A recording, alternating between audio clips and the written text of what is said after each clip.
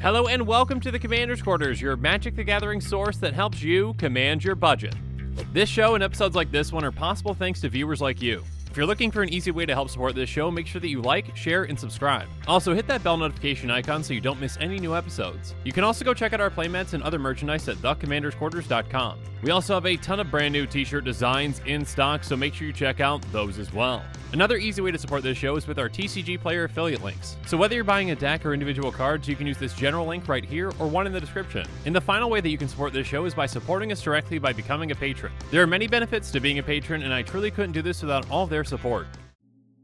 Hey everyone, Mitch coming in for the Commander's Core studio. Welcome to the show. So on today's episode, I'm going to be taking you through a complete tier ranking of the commanders from Kamigawa Neon Dynasty, and including the Kamigawa Neon Dynasty Commander Precons. That was a mouthful. Regardless, we're going to be starting off in the D tier, which is the weakest tier, and working our way up through the C, then B, then A, and of course to the top tier at the S tier. Just a quick disclaimer before we jump into these tier rankings. Obviously, these rankings are based off of my own opinions, and your opinions might differ, and that's okay. Also, these tier rankings are going to be done within the vacuum of Kamigawa Neon Dynasty, meaning that this is the commanders within this set and the precons in comparison to each other and not compared to commanders outside of the set and the precons. So an S tier from this set might not make it into the S tier of another set like maybe Crimson Vow, and yeah, that's okay. Again, vacuum in comparison to themselves, okay? Also, within each tier, commanders are in no particular order. Just because I bring up a commander first or last in a tier does not make it more or less powerful than the other ones in that tier. And as always, a huge thank you to Eddie for all of your help during spoiler season and all these fantastic discussions we've had on these commanders and helped with the rankings, etc, etc, etc. But, you know, okay, instead of thanking Eddie though, what I want you to do though is blame Eddie below in the comments, because if I make any mistakes on this episode, or if you just plain out don't like the rankings, make sure you blame Eddie, because it's of course always Eddie's fault. And now with all that said, let's jump into it. So of course, let's start things off at the lowest tier, the weakest commanders of the entire set at the D tier. These commanders, for one reason or another, in comparison to the other ones, well, just stand out for not being all that great. So, okay, and I've brought this up a couple of times now on different episodes, and yeah, the Myojin, they are in the D tier because, well, Wizards intentionally made them really not work as commanders. They are all 8 mana mono-colored commanders that basically do nothing, because when you cast them from the command zone, nothing happens. For example, looking at Myojin of Blooming Dawn, a 4/6 spirit that costs 5 white, white, white, so again 8 mana. Myojin of Blooming Dawn enters the battlefield with an indestructible counter on it if you cast it from your hand. Now, since it's your commander, you cast it from your command zone, not your hand. And yeah, you don't get that indestructible counter on it then. You know, unless you then also have a way to just bounce it back to your hand to then recast it. So again, 1 spell plus 16 mana of casting Myojin. Yeah, that's not the best recipe for success. But yeah, all these commanders would be pretty cool if they actually worked it the way they should, because yeah, when you remove that indestructible counter from this one, you get a 1/1 color spirit creature token for each permanent you control. But again, no indestructible counter on it means it doesn't work like that, and yeah, each of these are essentially useless as your commander, because Wizards decided to do what they did, and essentially take the option away from players to use these as commanders, even if they wanted to. So shame on you, Wizards, and yeah, Myojin of Cryptic Dreams, Myojin of Blooming Dawn, Myojin of Grim Betrayal, Myojin of Roaring Blades, and Myojin of Towering Might. You are all most definitely solidly in the D tier, unfortunately, because of this. Moving on, okay, I'm kind of cheating again. I am grouping these 5 together, but basically, the new Shrine Commanders, the mono-colored ones, are definitely in the D tier. So that would be Goshintai, Boundless Vigor, Shared Purpose, Hidden Cruelty, Ancient Wars, and Lost Wisdom. Each are mono-colored shrines, and well, they are pretty lackluster. For example, Goshintai of Ancient Wars is a 2/2 shrine with First Strike that costs 2 and a red, and it says at the beginning of your end step you may pay 1. When you do, Goshintai of Ancient Wars deals X damage to target player or planeswalker X the number of shrines you control. In a mono red deck, I believe you pretty much max out at 3 red shrines. So yeah, doesn't really do much of anything at all, even when you have all 3 of those in play and you still have to pay for that actual trigger. So yeah, each of these are pretty terrible as commanders and definitely are joining the Myojin in the D tier.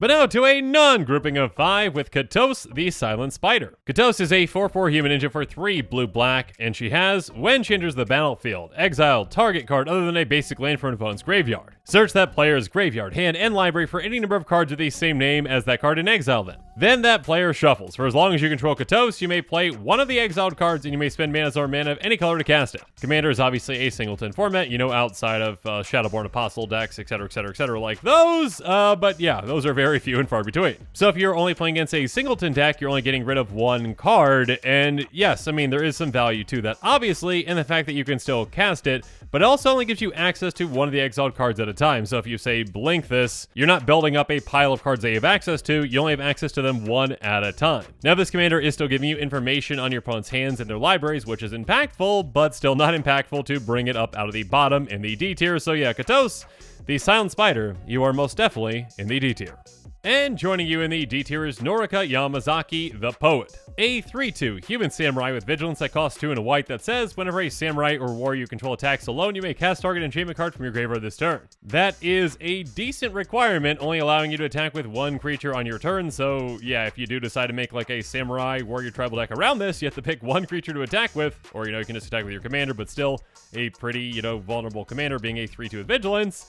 Regardless, your payoff really isn't all that great, just getting back one enchantment card from your graveyard this turn, and you still have to actually cast it. So again, a very limiting effect that doesn't give all that big of a payoff. And yeah, Norika Yamazaki, the Poet, you are most definitely in the D tier.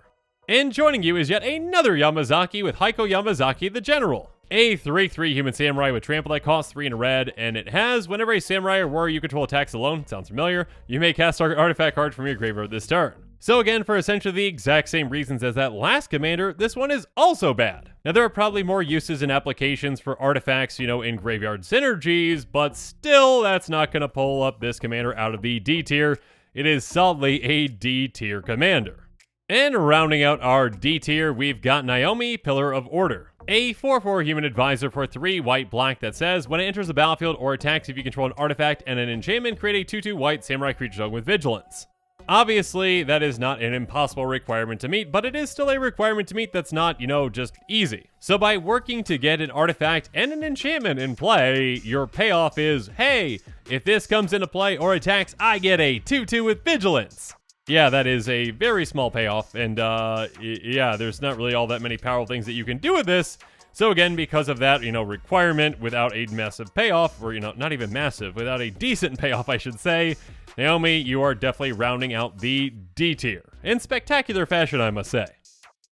But now it's time for us to move up from the D tier and on to the incredibly powerful, okay, just kidding, it's the C tier. It's more powerful than the D tier, but still not quite yet middle of the road. And starting off the C tier, we've got Risona Asari Commander. Risona is a 3/3 human samurai with haste that costs 1 red-white. When it deals combat damage to a player, if it doesn't have an indestructible counter on it, put an indestructible counter on it. Whenever combat damage is dealt to you, remove an indestructible counter from Risona. So Risona, outside of proliferate effects, is limited to just 1 indestructible counter on it. Again, for whatever reason. No idea why that was a design decision. Regardless, this is what we're working with, okay? So if we hit a player, we get an indestructible counter on Risona. Yay! But if any player hits us with any creature, we lose that indestructible counter. Boo! I mean, the most effective way to build around this commander is probably Wrath Tribal, which might actually lose you some friends, but still, again, you need to actually make sure you can get Risona through to actually get that counter on before you start blowing up the board. And yeah, there are just more impactful commanders out there that are somewhat similar, but yeah, again, not as limiting. So, Risona, you have most definitely found your spot in the C tier. It could be worse. You could be in the D tier. Regardless. Another Boros commander that found its spot in the C tier is Ryu Storm's Edge. A 3/3 human samurai with first strike that costs 2 red-white, and it has, whenever a samurai or warrior you control attacks alone, untap it. If it's the first combat phase of the turn, there's an additional combat phase after this phase. Basically, the probably way that most players and the most effective way to build around this commander is going to be, hey, Voltron, swing again. And yeah, that can be effective in the right meta and in the right playgroups, but for the most part, yeah, in comparison to the vast majority of other commanders in this set and in the precons, this one is, well, pretty lackluster. So Ryu, the Tempest, might be the only ally that you need, because the flavor text right there, but You know what? You don't have an ally in the rankings. Okay, and that was terrible, but I'm keeping it in here, all right? Anyways, you're in the C tier. Next up, how about Tameshi, Reality Architect? Tameshi is a 2/3 Moonfolk Wizard for 2 and a blue. It has whenever one or more non-creature permanents are returned to hand, draw a card. This ability triggers only once each turn. And by paying X and a white, return a land you control to its owner's hand, return target artifact or enchantment card with mana value X or less from your graveyard to the battlefield, activate only as a sorcery. So there are a lot of limiting effects on this card. I mean, pretty much every kind of limitation stapled on this card. First up, whenever one or more. That is a limitation. Now, that one I might say is a limitation that makes sense for this commander, but the rest of them, well, let's go through those. Non-creature permanents. That is another limitation. No.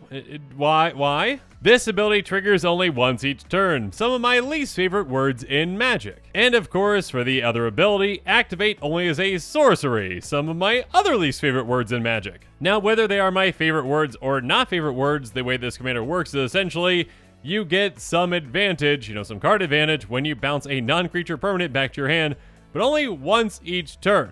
On top of that, sure, you can bounce lands back to your hand to get artifacts and enchantments from your graveyard into play, but you don't really have too many ways to get those lands back into play, outside of just your land drop for the turn. So, Tameshi, you are definitely a step above those D tier commanders, but not quite up to that middle-of-the-road B tier. Next up, how about Goro? Goro, Disciple of Ryusai, a 2/2 Goblin Samurai for 1 and a red. It has pay a red, creatures you control gain haste until end of turn. And by paying 3 red, you create a 5/5 red Dragon Spirit creature token with flying, activate only if you control an attacking modified creature. In all honesty, not a bad commander at all. It's a low-to-the-ground commander with an ability that can give your creatures haste so you can keep swinging right away. And yeah, obviously, if you can generate a lot of mana, you can also get some dragons into play. Unfortunately, those dragons don't come to play tapped and attacking already. That would have been nice, but not quite there. So yeah, with the right build, it can definitely be effective, but there are just more effective commanders out there. So Goro, you have found your way into the C tier. And joining you in the C tier is another monocolored commander with Nashi, Moon Sage's Scion. It's a 3/2 rat ninja with ninjutsu for 3 and a black, and it costs 1 black.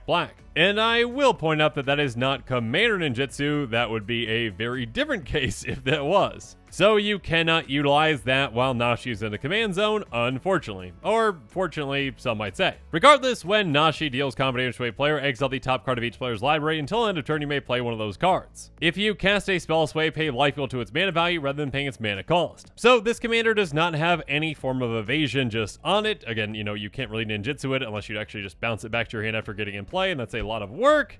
But yeah, there's no real evasion on this commander. When it does hit, you can definitely have a high upside, but yeah, obviously you have to hit. And 2, you can also just whiff with this commander by not getting anything of value off the top. That being said, obviously there are ways to stack your own library, but yeah. Nashi, you definitely have a high upside when things are going right, but you also have a big downside when things are going wrong. So Nashi, because of that, you're not quite to the middle of the road status, and you are a C tier commander. And joining you in the C tier is yet another monocolored commander with Shigeki Jukai Visionary. Shigeki is a 1/3, wow, they really fit a lot into this line, legendary enchantment creature Snake Druid, because that's a thing. That costs 1 and a green, and it has pay 1 and a green, tap, return it to its owner's hand, reveal the top 4 cards of your library. You may put a land card from among them on the battlefield, tap with the rest into your graveyard, and it's got channel. Pay XX, green, discard Shigeki, return X target non-legendary cards from your graveyard to your hand. So, yes, this commander can mill you and can ramp, but it's gonna be pretty slow unless you can find a way to actually give this haste or to help it, activate right away. On top of that, to actually get the most out of that other ability, you need to actually get it back to your hand, which obviously this commander can do, but obviously there are steps to do that, and then the payoff is pretty good, but again, you actually get it back in your command zone then, unless you actually want to keep it in your graveyard. So yeah, there's just some things that are going well for this commander, but for the most part, it's not the strongest out there. So because of that, Shigeki, join your other monocolor commander friends in the C tier. But now another multicolored creature is joining you down there with Greasefang Okiba Boss. Greasefang is a 4/3 rat pilot for 1 white. It has at the beginning of combat on your turn, return target vehicle card from your graveyard to the battlefield. It gains haste, return to its owner's hand at the beginning of the next end step. When set up properly, things can go really well with this commander. Again, if you're able to get certain vehicles into your graveyard, and you're able to get them out, and then maybe be able to blink them or sacrifice them to get additional value out of them, things can go really well. But again, your value is heavily dependent upon specifically vehicle cards. And yeah, if you don't get the right ones into your graveyard, you're not really going to be getting a ton of value out of this commander. There is setup required, and once you're set up, it can go really well, but it also can just not really do all that much too. So Greasefang, because of all this, you might be the boss, but you're also in the C tier.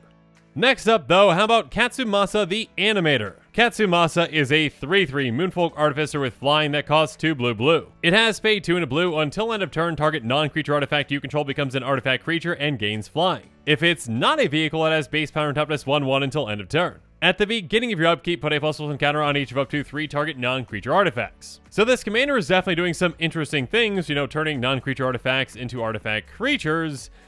It's just not all that powerful. Now, actually, if you had the option of getting all those counters onto one non-creature artifact, that might be a different story, because you could just build up one creature to hit harder, and maybe that's an indestructible artifact or something like that. If you had more flexibility with that, maybe that bumps this up. Probably not still, but maybe. Regardless, Katsumasa, you are interesting, but not all that powerful, and therefore, you are in the C tier.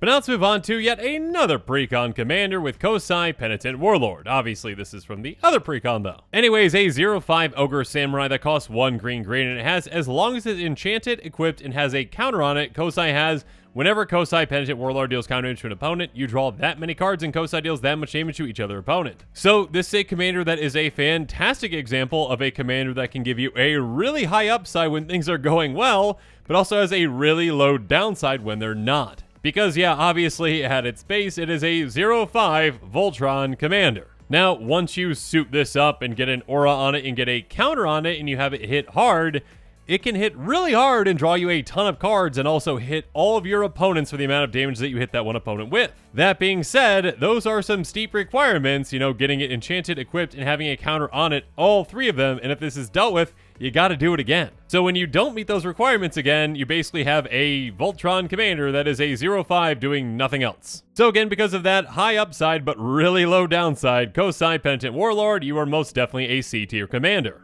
And you are joined by a fellow commander from that same Precon with Kaima the Fractured Calm. Kaima is a 3/3 spirit that costs 2 red-green, and it has the beginning of your end step, goad each creature your opponents control that's enchanted by an aura you control. Put a +1 counter on Kaima the Fractured Calm for each creature goaded this way. And somewhat like Kosai again, this is a commander that can definitely have a high upside when things are going right. If you can get a ton of auras out there attached to your opponent's creatures, well, you can goad them and force them to smack each other with their creatures, and now Kaima gets bigger. But if those creatures go away, or if the board is wiped, well, most of those auras you aren't getting back. Now, yes, there are some that you can either bounce back to your hand or come back when, the creature hits the graveyard, but every aura definitely does not act in that way. So you can lose a ton of value very quickly with a commander like this. So because of that, Kaima, you are rounding out our C tier, and yes, please, stay calm. But now let's move up from the C tier and up to that middle of the road tier with the B tier. These commanders are not bad, they are good, but they're not quite great.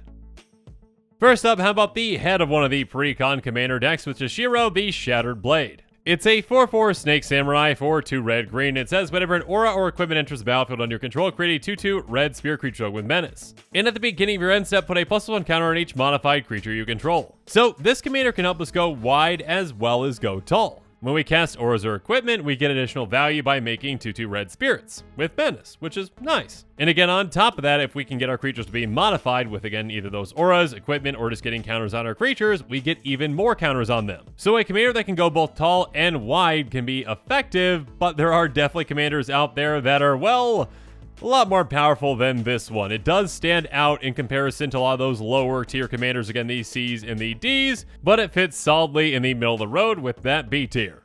Speaking of which, the other face of a Precon shows up here as well with Kotori Pilot Prodigy. Kotori is a 2/4 Moonfolk pilot that costs 1 white-blue. It has vehicles you control have crew 2, and at the beginning of combat on your turn, target artifact creature you control gains lifelink and vigilance until end of turn. So Kotori makes your vehicles a lot easier to crew, and in fact, Kotori can essentially crew any of your vehicles. On top of that, you can also make one vehicle, or again, just assuming it's a vehicle, right, artifact creature, get lifelink and vigilance until end of turn, which can definitely help you out. This definitely is not a bad commander. There is a limitation, obviously, that, it's kind of limited to how good vehicles are, and we did get more good vehicles from this set. However, again, at this point, there really is that limitation on how good exactly a vehicle deck can be, and Kotori, well, is going to be really good for it, but it's still a vehicle tribal deck, and it's not going to be one of those top tier decks out there. So for those reasons, Kotori, Pilot Prodigy, you fit right in the middle at the B tier.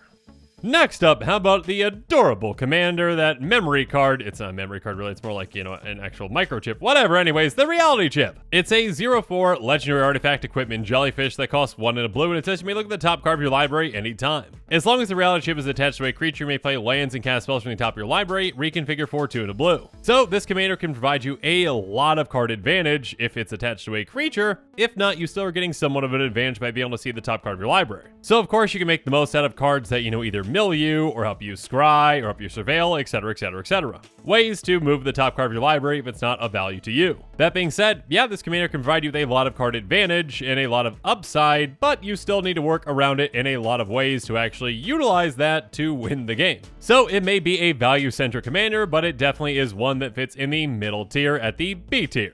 Next up though, let's move on to Setsuki the Living Lore, a 1/3 human druid for green-white. It adds tap, put a lore counter on each saga you control, activate only as a sorcery. On top of that, when Setsuki the Living Lore dies, choose up to 1. Return target saga or enchantment creature you control to its owner's hand, or return target saga card from your graveyard to your hand. This is most definitely a commander that has a ton of potential when you are set up properly. If you can get a lot of sagas out, well, now you can get a ton of lore counters on them very quickly, again, with that tap ability and being able to untap it. And there are plenty of ways to untap it in these colors to do it again.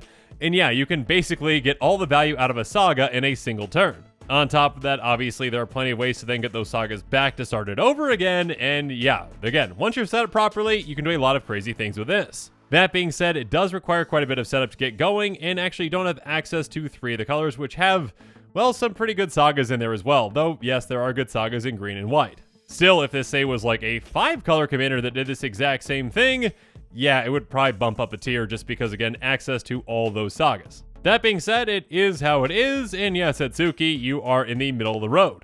Next up, we need to move on to one of the bestest boys out there with Yoshimaru Ever Faithful. He's a 1/1 dog for a white that has, whenever another legendary permanent enters the battlefield under your control, put a +1 counter on Yoshimaru Ever Faithful, and of course, partner. If Yoshimaru did not have partner, well, it would probably be down in, the C or even D tier. Sorry, bestest boy, that's just how it is. But obviously, because it has partner, well, there are a lot of more possibilities for this commander since you can, pair it with a lot of options. It's definitely not the flashiest or most powerful partner commander out there. In fact, it's again a very low to the ground commander that can be aggressive in certain decks. And yeah, I cannot wait to see a Yoshimaru and Rograk build. But again, at the end of the day, even though it is the bestest boy, I can't take that into consideration for, power level, unfortunately. So Yoshimaru, you are in the B tier. Next up, we move on to a mono white commander with Light Paws Emperor's Voice. It's a 2/2 Fox Advisor for 1 and a white that says whenever an aura enters the battlefield under your control, if you cast it, you may search your library for an aura card with mana value less than or equal to that aura and with a different name than each aura you control. Put that card on the battlefield attached to Light Paws Emperor's Voice, then shuffle. That's actually a pretty fantastic effect, and actually you can blame Eddie for this one finishing in the B tier. Please blame Eddie below in the comments right now.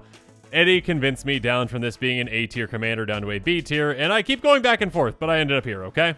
This is a mono-white commander that can make the absolute most out of auras, and yeah, you can do some really effective things with it. That being said, one change that would probably push us up to the A tier most definitely would be not requiring that aura to attach to Light Paws. If you maybe could cast an aura to go get something like a Darksteel mutation and put that on your opponent's commander, yeah, that'd be a very powerful thing. However, again, I definitely went back and forth on this one, and again, blame Eddie. It's in the B tier. And in the B tier is yet another aura commander, or, okay, technically an enchantment commander, but, can work well with auras as well. Obviously, Tatsunari Toad Rider. It's a 3/3 human ninja that costs 2 and a black and says whenever you cast an enchantment spell, if you don't control a creature named Kaimi, create Kaimi. A legendary 3/3 black and green fog creature token with whenever you cast an enchantment spell, each opponent loses 1 life and you gain 1 life. On top of that, by paying 1 in Simic, Tatsunari Toad Rider and target frog you control can't be blocked this turn except by creatures with flying or reach. Yeah, so this is an Enchantress style commander that essentially, hey, when you cast an enchantment, you get Kaimi if you don't already have Kaimi, and if you do have Kaimi, you drain your opponents. Once you're set up, you can of course benefit from Kaimi being in play, as well as, Constellation triggers and other Enchantress effects. But yeah, it does require some setup to actually get going, but once it does, it's quite powerful, and you're going to be utilizing a lot of interesting and unique cards. Overall, a very cool concept and a cool commander, but definitely not an overpowered one. So Tatsunari, Toad Rider, and I guess I should say your friend Kaimi, you have finished in the B tier. Moving on though, next up we've got Hidetsugu Devouring Chaos. It's a 4/4 Ogre Demon that costs 3 and a black, and it has pay a black, sacrifice a creature, scry 2. By paying 2 and a black and tapping and exile the top card of your library, you may play that card this turn. When you exile a non-land card this way, Hidetsugu Devouring Chaos deals damage equal to the exiled card's mana value to any target. So obviously Hidetsugu can help you set the top of your library, with that sacrificing a creature to scry 2, but outside of that, of course, there are other ways to do so. And when you hit the right card off the top of your library, you can deal a ton of damage to an opponent. I mean, or any target, I guess. But yeah, think about, hitting an opponent for 16 because of Draco. That being said, obviously it does require some setup to get to that point, and there's even more setup that you can actually, take to make this into a, well, pretty scary commander. I mean, just think about giving this commander Infect, or, doubling up damage, or tripling damage. You can easily one-shot an opponent with that. So it does have a high potential, again, once you are set up, but it can definitely be a commander that can whiff or not work if you don't get things going. So because of all those factors, Hidetsugu Devouring Chaos, you have finished in the B tier. Moving on, how about Kyodai, Soul of Kamigawa? Now, this is a commander that I originally actually had down in, I believe, the C tier, but again, you can blame Eddie for this one. It has been bumped up to the B tier. And if you actually like it in the B tier, then don't blame Eddie, because Eddie did a good job then, right? You know what? Still blame Eddie. Anyways, this is a 3/3 Dragon Spirit with Flash and Flying that costs 3 and a white. It has, when it enters the battlefield, another target permanent gains indestructible for as long as you control Kyodai. And by paying Wooburg, it gets +5/+5 until end of turn. So this is pretty much a prime example of a commander which just has Wooburg slapped on it. And that ability really doesn't, not matter, but it doesn't really relate to what this commander does or wants to do. It kind of doesn't really have an identity as a commander. It's like, hey, that one thing's indestructible. Also, I can get slightly larger. Cool. Yeah, the fact that you can actually just make a 5-color deck around this, though, and this can protect something, at instant speed, it did bump it up into being in the B tier, mostly again because it's a 5-color commander. So Kyodai, you can definitely thank Eddie again for your spot in the B tier. Moving on, and I'm going to go through these next ones pretty quickly because they are very similar with the Dragon Spirits. Or should I say the monocolored Dragon Spirits? I guess Kyodai is also a Dragon Spirit regardless. Kura the Boundless Sky is a 4/4 Dragon Spirit with Flying and Death Touch that costs 3 green. It has, when it dies, choose 1. Search your library for up to 3 land cards, reveal them, put them in your hand, then shuffle, or create an XX Green Spirit creature token Rex the number of lands you control. Having an option on that death trigger is nice. The second part of that death trigger really isn't all that great. Again, that spirit creature, even if you've got a lot of lands in play, it doesn't have trample or anything like that, so you're going to have to help get it through in other ways. So I think most players are going to build around that first option to go get 3 lands into their hand, and obviously there are ways to get those lands from your hand into play, outside of just your 1 land per turn. So it's definitely not a bad commander. It can set you up for some big plays, like, hey, there are certain lands that interact really well together, like, Thespian Stage and Dark Depths. Sure, go get Merit Lage. Have fun. But still, that just more so solidifies this being in the B tier and doesn't really bump it up into being an A tier commander. Next up, and again, I said I'd try to go through these somewhat quickly, but now the mono white Dragon Spirit has a death trigger that is: look at the top 7 cards of your library, put any number of non-land permanents with total mana value 4 or less from among them onto the battlefield with the rest of the bottom of your library in a random order. Or put 2/1 counters on each permanent you control that's a creature or a vehicle. So this can either grow your army, which is nice, or it can help you get things off the top. Though those are going to be non-land permanent cards, and again, it's a limitation of a total value of 4 or less. So it can provide you value, but not an incredible amount of value for that death trigger, and yeah, there aren't a ton of ways in mono white to use and abuse this. There are probably more than in green, but still there's just a few. Not nearly as much as another color we'll talk about here in a bit. Moving on, Atsushi the Blazing Sky, the mono red Dragon Spirit. It has, when it dies, choose 1, exile the top 2 cards of your library. Until the end of your next turn, you may play those cards or create 3 treasure tokens. So again, decent value, either giving you access to 2 cards to play or giving you some extra mana. That being said, again, in a mono red deck, there really aren't too many ways to take too much advantage of this. If it had access to more colors, yeah, I could definitely think of some ways to make use of those treasure tokens, and you could probably go infinite pretty easily with this commander. So again, a commander that can give you a good amount of value when it dies, but again, it is limited to just a monocolored commander, so it's going to join the vast majority of other Dragon Spirits in the B tier. So of course, the final commander in the B tier that I'm going to be bringing up is Junji the Midnight Sky. This is the mono black dragon spirit that has flying and menace. It has, when it dies, choose one. Each opponent discards 2 cards and loses 2 life, or put target non-dragon creature card from a graveyard on the battlefield under control, you lose 2 life. This one, especially if you had access to more colors, I mean just basically blue, you could go infinite with this very, very easily. That being said, obviously you are limited to mono black, and it is still an effective commander. Again, that death trigger can be impactful, either taking things away from your opponents or getting you something back. But again, because of that monocolor limitation, it's going to join the rest of its dragon friends in the B tier. Well, except one. So now we're going to be moving up from the B tier, away from those middle-of-the-road commanders, and up to the A tier. These commanders are powerful. They are not the most powerful in the set, but they are very, very powerful. And of course, the commander that I'm going to talk about first in the A tier is going to complete that dragon cycle with Kyrie the Swirling Sky. This is the only of those dragon spirits that actually jumped out of the B tier into the A tier, and there is a very apparent reason for it. It's a 6/6 dragon spirit with flying and ward 3 for 4, blue. It has, when it dies, choose 1. Return any number of target non-land permanents with total mana value 6 or less to their owner's hands. Or mill 6 cards, then return up to 2 instant and/or sorcery cards from your graveyard to your hand. First of all, blue is the color of clones, and this is the only of the dragon spirits that can essentially use clones. So because of that, of course, you can make the most out of a death trigger like this one by utilizing a clone to make a copy of it. Then thanks to the legend rule, the clone goes away, you get the death trigger, there you go. And this works incredibly well with actual instants and sorceries that make a token copy. So basically like instant and sorcery clone cards. Because you cast something like Cackling Counterpart to make a token copy of this, then you get the copy, it dies, and you get that trigger. Then you choose to mill 6 cards and return 2 instant and/or sorcery cards from your graveyard to your hand. One of those being the card that you just cast with something like Cackling Counterpart, and again, the second being, I don't know, maybe like Dramatic Reversal. So yeah, there are plenty of ways to go infinite with this commander, again, because it gets you back 2 instant and sorcery cards from your graveyard to your hand. And of course, that first death trigger is really good as well. Again, return any other target non-land permanents at total mana value 6 or less to owner's hands. You can essentially, again, just choose every single player's tokens, except for your own, to bounce. And that accounts for exactly 0 of that mana value, so have fun with that. Yeah, Kyrie is definitely a step above all of the other dragon spirits in this set, and yeah, it just was the lucky one that had access to blue and all the clone cards, so there you go. Kyrie the Swirling Sky, you're most definitely an A-tier commander. And speaking of another commander that is most definitely an A-tier commander, let's talk about Kodama of the West Tree. This Kodama is, well, first of all, incredibly flavorful. A 3/3 spirit with reach that costs 2 and a green. Kodama's reach, 3 mana, 3/3. No? Okay. Anyways, it says modified creatures you control have trample. On top of that, whenever a modified creature you control deals combat damage to a player, search your library for a basic land card, put it on the battlefield, tap, then shuffle. So this commander helps you get your modified creatures through, and when they do get through, you ramp at an incredible rate. Yeah, that part with modified creatures you control trample definitely was not necessary, but it made this commander even more powerful. So yeah, just get a ton of low-to-the-ground evasive creatures in play, get at least 1 counter on them, get them through, ramp at an absurd rate, and get way ahead of your opponents on lands, and then just do even more crazy things. So yeah, Kodama of the West Tree, you are most definitely deserving of the A-tier spot.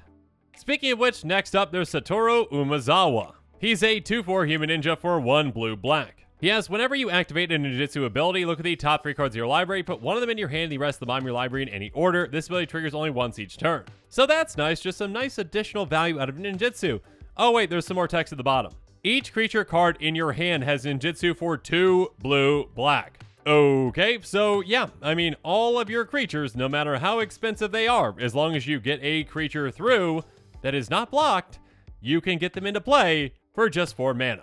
I know what you're thinking. The first creature that came to your mind was Draco, right? 16 mana down to 4. No? Oh, okay, yeah. Blightsteel Colossus. Yeah, this can be an easy turn 4 Blightsteel Colossus, take a player out. And of course, there are many other powerful creatures out there and many powerful things that you can do with this, but yeah, helping you cheat a ton of mana on your creatures is a very powerful effect. So Satoru Umezawa, welcome to the A tier. Moving on, next up, how about Go Shintai of Life's Origin? It's a 3/4 legendary enchantment creature shrine because that's a thing now that costs 3 and a green. It has pay a Wooburg, tap, return target enchantment card from your graveyard to the battlefield. And whenever Go Shintai of Life's Origin or another non-token shrine enters the battlefield on your control, create a 1/1 color shrine enchantment creature token. So unlike the previous 5-color commander that we discussed earlier, Kyodai, this one actually works very well with its ability. It's not just, a slapped-on WUBRG ability. I mean, it is a WUBRG ability just on, what would have been a monocolored creature. But still, you know what I mean. It's a shrine commander that can bring back shrines from your graveyard to the battlefield, or, other enchantment cards too. On top of that, when you do bring shrines into play, including this one, you get token shrines to add to your shrine count. And of course, shrine decks love more and more shrines in play because you get more and more effects, or should I say more and more powerful effects. And yeah, I mean, this commander seems exactly what shrine players have been looking for. So this commander can definitely provide you a lot of value in a shrine build, and in my opinion, it is most definitely an A-tier commander. Next up though, how about Isshin to Heavens as 1? It's a 3/4 human samurai that costs red, white, black, and it says, if a creature attacking causes a triggered ability of a permanent you control to trigger, that ability triggers initial time. Now when I first saw this commander, I was like, wait, don't we already have a Gruul commander that just does this? But actually, that commander apparently wasn't a true attack Harmonicon commander. This one is because it counts whenever any creature is attacking. So not only can we double up on our own attack triggers, but we can also double up on, well, let's just call them defensive attack triggers. For example, maybe you've got an enchantment out that says, hey, if an opponent attacks you with a creature, they lose 1 life. Now, if they do that, they're losing that twice for every single one of their creatures. So again, on top of doubling up on your own attack triggers for a ton of value, you double up on your opponent's attack triggers to punish them further. And yeah, with a commander in these 3 colors, you can do some really powerful things with this. So yeah, Isshin to Heavens as 1, you are of course now the official Attack Harmonicon commander. Sorry, Wolfgar. Anyways, and you're also in the A tier. Speaking of which, next up we have the only precon commander to make it into the A tier with Shorakai Genesis Engine. And actually I just went back to check because I forgot that Go Shintai actually has the exact same symbol, but yeah, Go Shintai is in the commander boosters.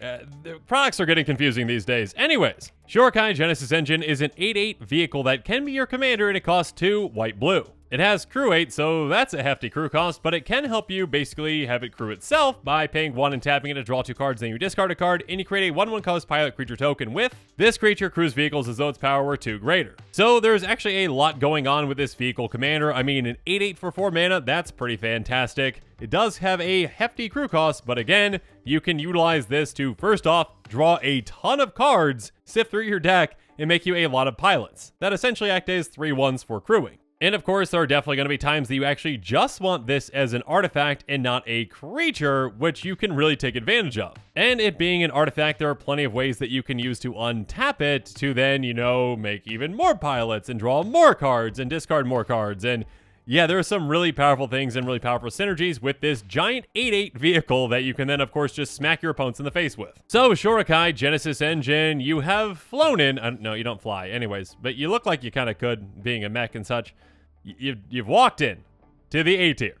And rounding out the A tier, we of course have Jin Gitaxias Progress Tyrant. Jin Gitaxias is a 5/5 Phyrexian Praetor for 5 blue. It says, whenever you cast an artifact, instant, or sorcery spell, copy that spell. You may choose new targets for the copy. This ability triggers only once each turn. And whenever an opponent casts an artifact, instant, or sorcery spell, counter that spell. This ability triggers only once each turn. So essentially, like all the Praetors, you get one massive upside yourself, and your opponents get a massive downside. No matter if you're casting an artifact, instant, or sorcery, you get to copy that spell, and you get to choose new targets, but that only triggers once each turn. But still, if you're casting one instant on each of your opponent's turns, you can get extra value on every single turn. And of course, with this, if you're casting, say, extra turn spells, good luck to your opponents. On top of that, again, Jin Gitaxias throws a wrench into your opponent's plans by countering an artifact, instant, or sorcery spell once each turn. Now, keep in mind this only triggers once each turn no matter which opponent does it, so opponents can kind of team up to try to get through and actually be able to counter things that you're doing, but still, a very powerful effect. And yeah, the right build around this commander can be absolutely brutal. I mean, again, extra turns is probably the most powerful way to build this commander. That being said, it is a monocolored commander with a pretty high mana cost, and it did not make it into the S tier. For that reason, and well, because of, well, let's move on to the S tier. Because the S tier is filled with the most powerful commanders from the precons and from the main set. And actually, when I say commanders, what I actually mean is commander. because the only commander in the S tier is Hinata Dawn Crowned. Hinata is a 4/4 Kieran Spirit with flying and trample that costs 1 blue, red, white. It says, spells you cast cost 1 less to cast for each target. Spells your opponents cast cost 1 more to cast for each target. I've said this before and I will say it again. When I woke up and read this card, I was like, hey, that's a pretty cool effect. I mean, there's some pretty powerful things that you can do with that. And then as I kept waking up and as I looked into more and more cards that work with this thing is broken. This lets you cast cards for amounts that you should not be able to cast them to get effects that are way too powerful for the amount that you're casting them. On the flip side, this also makes it so that your opponents have a much harder time casting things to stop you. It's a very interesting and unique card, but it is incredibly broken. I mean, I'm talking about Heliod's Intervention, cast for just 2 mana, blow up all of your opponent's artifacts and enchantments. It really can take advantage of that cost reduction in a pretty absurd way. And again, it can utilize protection spells that normally would cost more to make them cost less to protect essentially your entire board for almost free. And of course, it can make your counter spells cheaper, like, Arcane Denial, to actually protect your commander, even after your opponent had to pay extra to try to target it and take it out. And then if they try to counter it, well, they're going to have to pay even more for that. It's basically like their counter spells are now cancels too. This commander can do absolutely absurd things incredibly quickly with very minimal setup just by being in play. And again, it essentially protects itself and any spells that you're essentially casting too. I mean, I guess I should say it pretty much protects all your things. I mean, have fun for your opponents casting a Crush Contraband for 6 mana when yours just costs 2. This commander can do absolutely absurd things, and that is why it is a step above all the other commanders in this set, and it stays in the S tier on its own. So congratulations, Hinata Dawn Crown, for that crowning achievement. But now I just want to say, as this episode is coming to a close, thank you for watching, and I hope that you enjoyed it. And yeah, comment below with your thoughts on my rankings. Did you agree? Did you disagree? And yeah, of course, as always, thanks again and have a good one. Oh, and hashtag blame Eddie. And with that, the show is coming to a close, so it's my turn to hear from you. So make sure you comment below and let me know what your thoughts on this episode are. And as always, thanks again and have a good one.